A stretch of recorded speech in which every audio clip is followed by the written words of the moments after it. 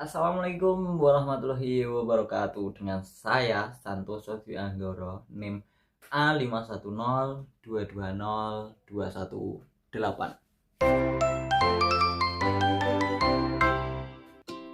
Oke, saya akan membahas mengenai bagaimana perkembangan kognitif dan pemerolehan bahasa kedua bagi anak sekolah dasar.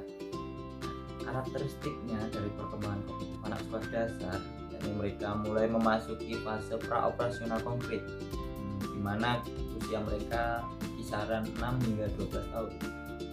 Pada tahap ini, perkembangan kognitif anak sekolah dasar sudah mulai mengalami kemajuan yang signifikan, seperti mulai berpikir konkret.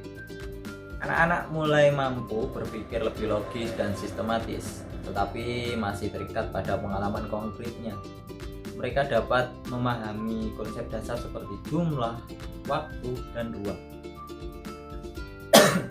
Pengembangan memori jangka pendek dan jangka panjang mereka juga semakin baik, memungkinkan mereka untuk menyimpan dan mengingat informasi yang lebih efektif.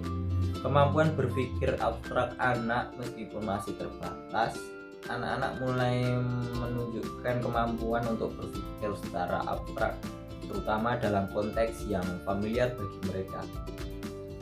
Peningkatan kemampuan sosial anak juga mulai memahami perspektif orang lain dan berinteraksi dengan teman sebayanya, yang berkontribusi pada perkembangan kognitif mereka. Untuk teori dari pemerolehan bahasa kedua, ada 3 teori yang akan saya jelaskan.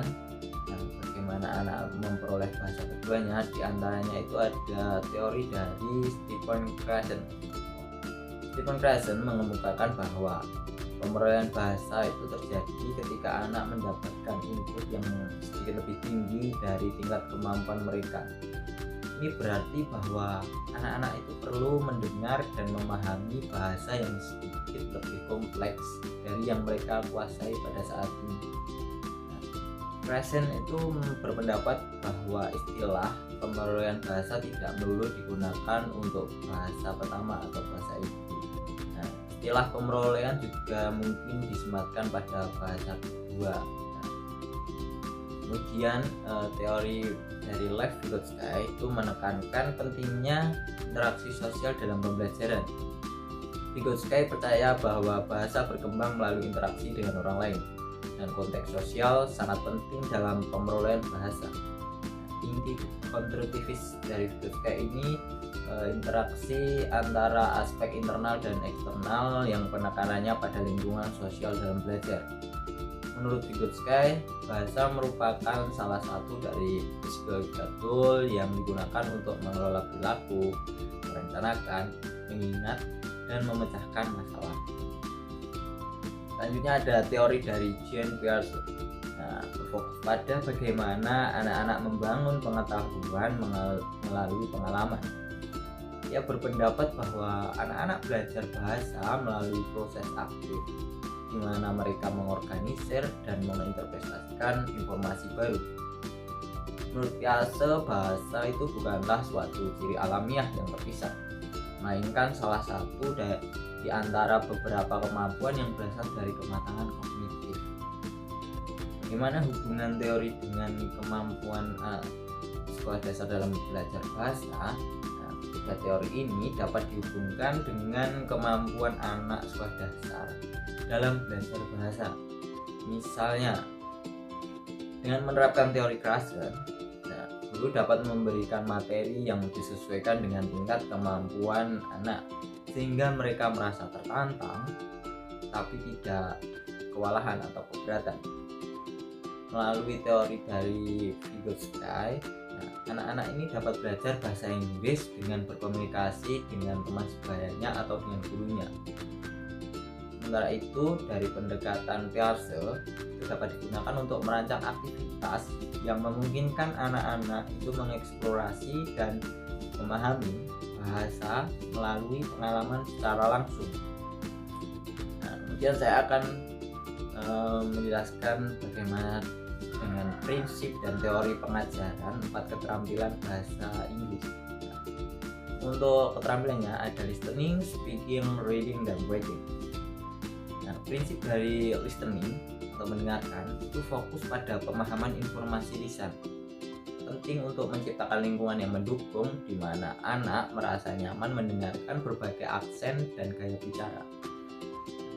Prinsip dari speaking atau berbicara itu mengembangkan kemampuan berbicara anak melalui praktik berbicara yang teratur. Anak itu perlu diberi kesempatan untuk berbicara dalam konteks yang relevan dan menarik. Kemudian untuk prinsip reading atau membaca itu harus dilakukan dengan cara yang menyenangkan dan bermakna bagi anak. Anak itu perlu diajarkan bagaimana strategi membaca yang efektif seperti skimming dan scanning. Kemudian untuk prinsip keterampilan writing atau menulis itu harus diajarkan sebagai proses yang kreatif. Anak itu perlu diberi kesempatan untuk mengekspresikan ide mereka dan belajar tentang struktur dan tata bahasa.